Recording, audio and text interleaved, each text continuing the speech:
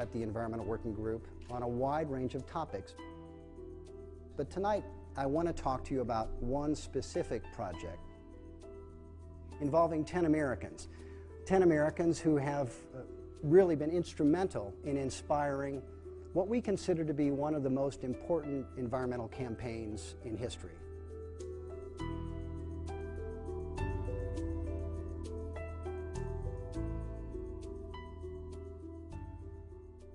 One day, we collected a sample of blood from each of these 10 Americans, and we sent it to a laboratory to analyze it for 413 different toxic chemical pollutants, pesticides and industrial chemicals alike. Of course, scientists have been studying pollution in air, and water, and land for decades. But it's only recently that they turned to the study of pollution in people, and that's what this project was designed also to do. There are hundreds and hundreds of toxic chemicals in the air in the United States, hundreds of millions of pounds emitted each year. But we know for a fact that none of these 10 Americans were exposed to these chemicals by virtue of the air that they breathed, even though we found some of these very chemicals in these 10 people. Could also have been the water that they drank, and believe it or not, some drinking water does start off looking like this before it's treated. But we know for a fact it wasn't the tap water. Of course, it could have been food that was the route of exposure, but we know for a fact that none of these 10 Americans were exposed to the chemicals we found in them as a result of food that they bought at the grocery store, bought at a restaurant, and consumed. That was not the source. What about personal care products? Our online survey has shown that women use an average of about 12 personal care products a day, and that exposes them to more than 160 chemical ingredients, some of them rather toxic, day after day after day. Men, the exposure is about half that because they only use about half of the personal care products that women use. But some good news, this is not a gloom and doom presentation altogether. Almost all of the men were found to use both deodorant and toothpaste. So there's kind of a silver lining there. These 10 Americans weren't farm workers, they weren't factory workers. And when the results came back from the laboratory, we had found 287 chemicals in just those 10 people, an average of 200 chemicals in each one. When you look at the chemicals by category, it's kind of astonishing. 28 different waste byproducts, dioxins, furans, things that come out of incinerators, smokestacks.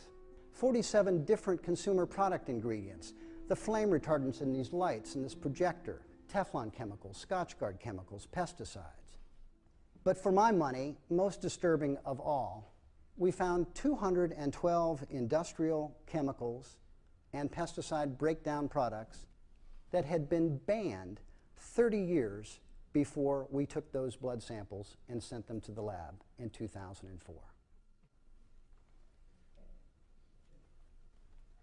Who were these 10 Americans? How were they exposed? Well, the truth of the matter is we don't really know very much about these 10 people. About the only thing we know is that as the exposures took place, all of them looked something like this.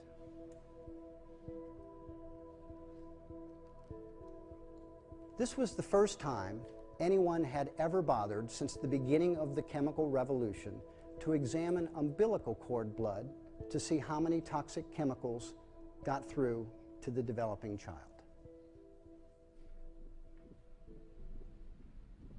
Here's another view.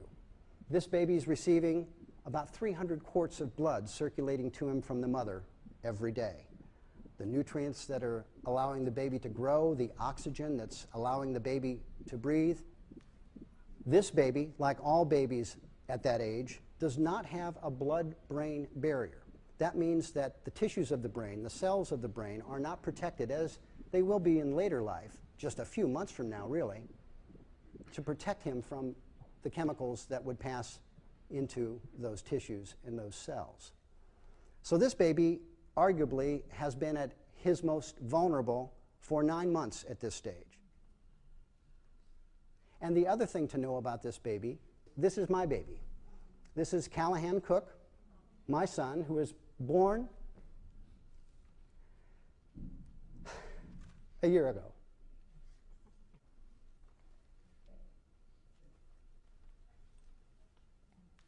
Pediatricians and scientists hoped that babies were protected from toxic chemicals because the chemicals were filtered out by the placenta.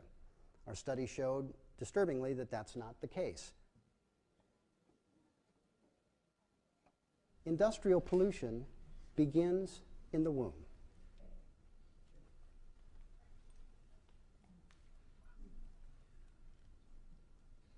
Obviously, this is a heavy message. We're concerned about toxic chemicals to which babies in the womb are exposed.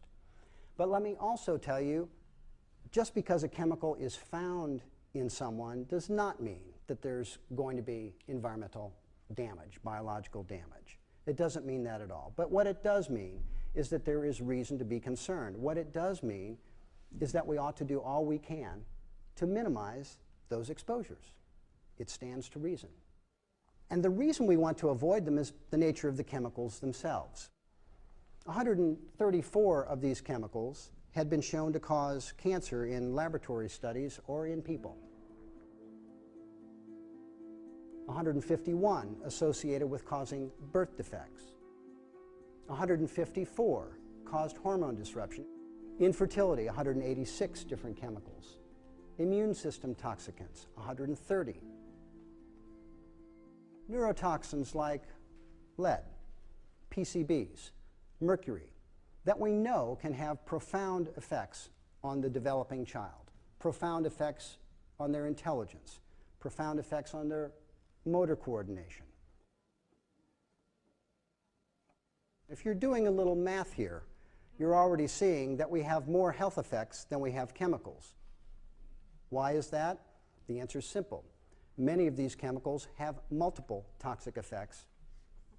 A recent review concluded that when you look at all of these chemicals in combination, which we never do when we review their toxicity, we look at them one at a time, you have to come to a disturbing conclusion.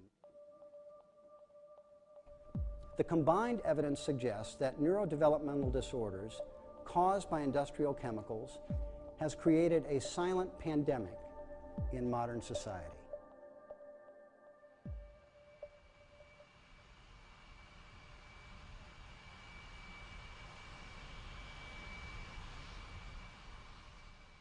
So what does the chemical industry say?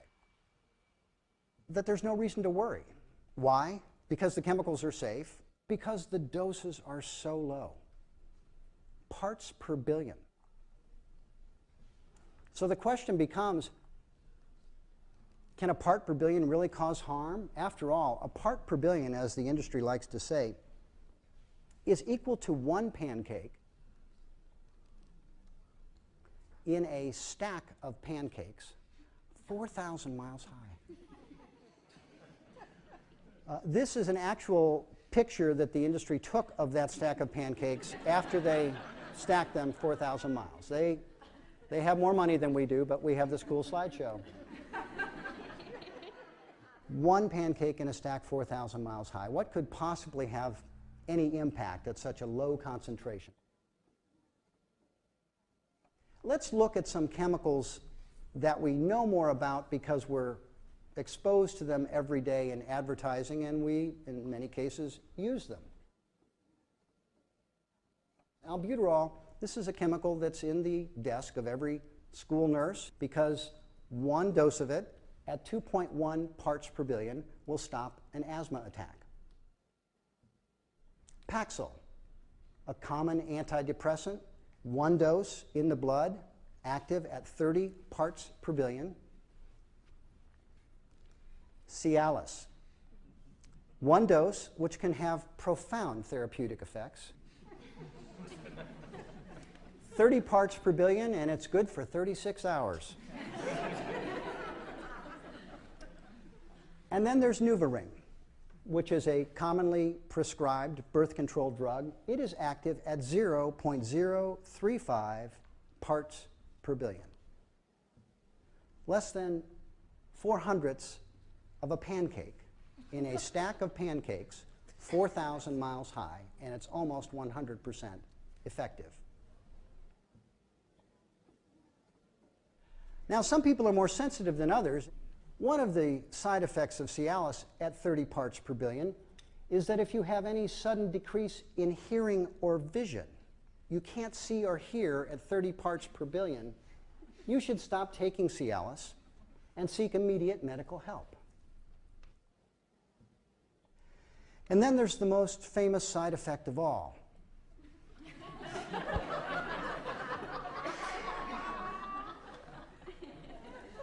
And my question about this side effect is really very simple. If you've experienced the preceding one as well, and you can't see or hear,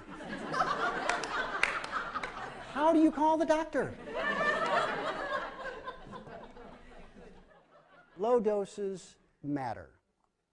For 30 parts per billion, we can inspire human reproduction. For 0.035 parts per billion, we can prevent it. And for another 30 parts per billion, we can chill out about it either way.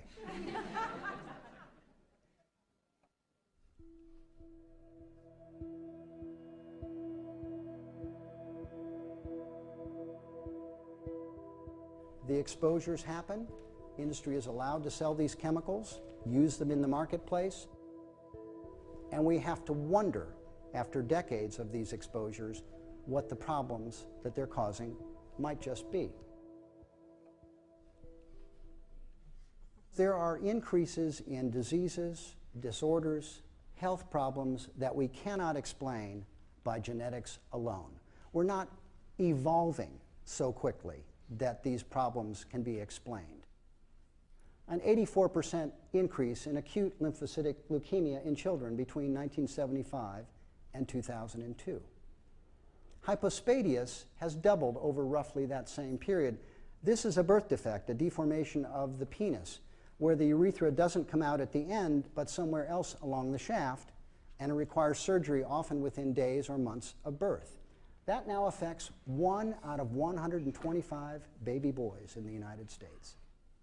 Chemicals are implicated. A 57% increase in childhood brain cancer. Autism, the great mystery, the great tragedy. 1 in 150 children on the autism spectrum disorder, 1 in 150 children. In some states where we have more robust data, it's approaching 1%. It's not just the kids, it's adults too. Millions of couples struggle with getting pregnant or carrying a pregnancy to full term. A dramatic increase of 20% in those problems in the past decade. The biggest increase has been with women of childbearing age under 25 years old. Decreased sperm count in men, about 1% per year in the United States and Northern Europe. Breast cancer. Does anyone here not know a person, a family that has been touched by this disease now? 1 in 8 women. And for all cancers, 1 in 3 women will develop them during their lifetime, and half of all men. So what can you do? All these chemicals, all these exposures. Well, one thing we know for certain, you can't live under a rock. You can't avoid modern life. You can't escape. You can't escape all of these exposures. Would you like to see that again? We can't avoid these exposures. We live in the real world, and we're not proposing for 1 minute that we try and live anywhere else, but we need to fix that real world, and we can do it. Chemicals are showing up on the front page of newspapers for the same reason that they're showing up in babies. A very weak law that was passed a long time ago and has never since been modernized. It's the Toxic Substances Control Act, and my message to you tonight is we need to fix this thing. The Toxic Substances Control Act grandfathered in 62,000 industrial chemicals in 1976 and presumed that they were safe. The law does not require any health or safety studies before a new chemical is allowed onto the market. None. Of the chemicals that come to EPA for approval, 80% are approved within just 3 weeks. And in the history of TSCA, as it's called, only 5 chemicals, only 5 have been banned or restricted. This law is so weak that when the first Bush administration tried to ban asbestos, it was challenged in court and lost. This is a law that protects polluters. It protects companies. It protects profits. And what we need is a law that protects people and public health.